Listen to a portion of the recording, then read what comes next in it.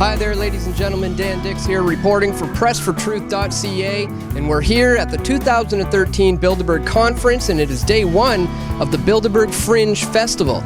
Now, upon our arrival here, we were subjected to a bag search. We were subjected to having a metal detector wand in order to let us into the area where the press members and the protesters are able to gather. Now, so far in my experience has been very different than it has been last year, where we had opportunities to get footage up close of the attendees, people like Henry Kissinger, people like Heather Reisman from Canada. However, this year it's a little bit different. We're not exactly getting the opportunity to do so, but we're going to stick around. We're going to see if we can get those shots, and we're going to speak to a few of the people here on the grounds to interview them and get their thoughts on the 2013 Bilderberg Fringe Fest.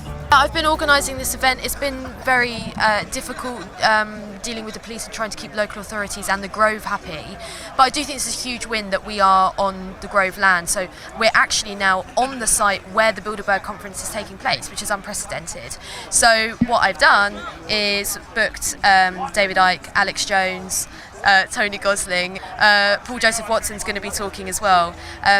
Dan Dix from Press for Truth, Luke Radowski, We Are Change. I mean, a really great lineup of speakers who have been exposing Bilderberg for a long time, and their moment has come to have the platform on the gates to Bilderberg and to actually tell people what's really going on.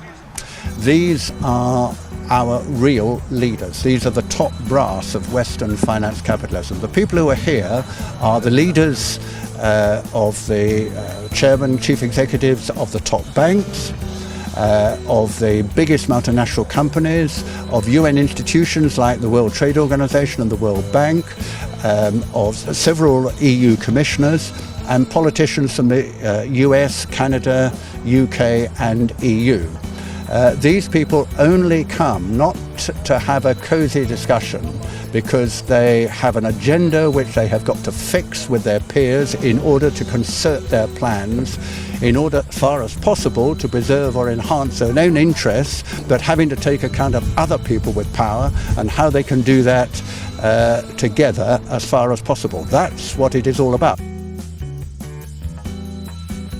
I think Bilderberg is essentially a huge and incredibly powerful lobby for globalization. I think after World War II, they figured, is it going to be capitalism, is it going to be communism? And the Bilderberg was set up to ensure that the capitalist system continued. And if you look at the earliest ones, it wasn't quite as industrialist as it is now. I think as time has progressed on, it's become more and more of a capitalist lobbying group. And I think that's basically what it's about. It's about the most powerful capitalist figures getting together, introducing people to each other. And in my opinion, that is a conflict of interest. We have the World Economic Forum. It's not too dissimilar to what takes place at Bilderberg. People aren't as concerned about what happens at the World Economic Forum because there's a light there. People get to see, reporters are invited, it's very well attended. And so if anything untoward goes on, we can be critical of that in the press. We need Mark Carney to be trustworthy. He's certainly part of the organisation and he was there last year. We can't really trust somebody like him. His loyalty is to the bankers quite clearly and not to the public. Mark Carney is not really a Canadian.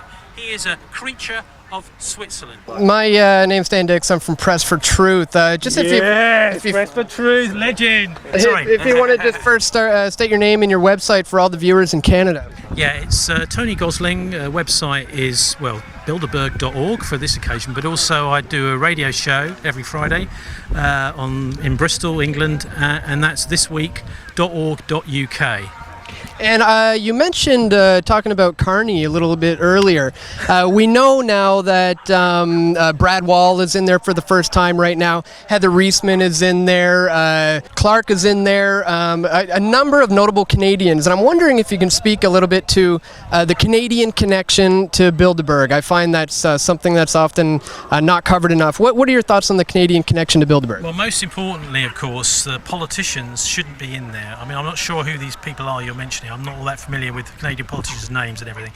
And that's often the way at Bilderberg. You see all these people, you think, gosh, who's that? They look important. And they might actually just be a chauffeur. But Carney is by far the most important. I mean, I think you're about to get bad news in Canada. He's getting out at the right time. That's what I've been hearing. That the Canadian economy is about to hit the rocks, and so Carney's jumping ship.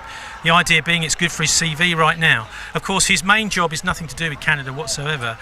He's head of the Financial Policy Board, I think it's called, at the Bank for International Settlements in Basel in Switzerland, the so-called Tower of Basel.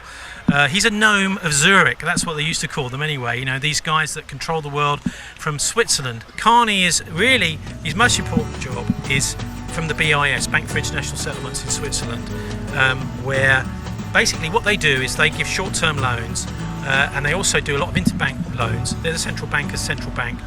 And after a while of taking a few rollover loans from them, you'll be put into the gentle arms of the International Monetary Fund, the IMF, and they will start to twist your arm tighter and tighter and start to insist on structural adjustment and privatisations in giving the banks your public services so that they can make profit out of your people's basic needs. What would you like to see come out of these kinds of events? Maybe not even necessarily at this particular festival, but in the following days and weeks and months. And what kind of things would you hope to come out of an event like this?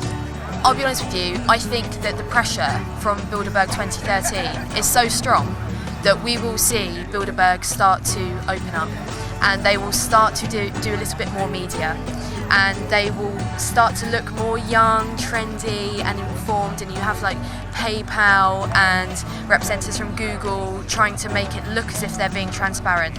It will drive the darker elements of Bilderberg and the political elite into darker corners, I think, is what will happen. But more importantly, it's not what it's going to do to them, it's what it's going to do to us. And I think at this year, we're showing a resistance is rising.